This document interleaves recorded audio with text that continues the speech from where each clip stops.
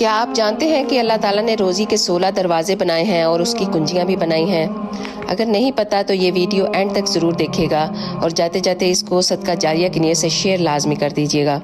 پہلا دروازہ ہے نماز، دوسرا ہے استغفار، تیسرا ہے صدقہ، چوتھا ہے تقوی، پانچواں نفلی عبادت کرنا، چھٹا حج اور عمرے کی سعادت کرنا، ساتواں رشتہ داروں کے ساتھ حسن سلوک کرنا، آٹھواں کمزور اور یتیم پر رحم کرنا، نواں اللہ پر مکمل یقین کرنا، دسواں ہمیشہ اللہ کا شکر ادا کرنا، 11واں گھر میں داخل ہوتے ہوئے خوشی سے سلام کرنا،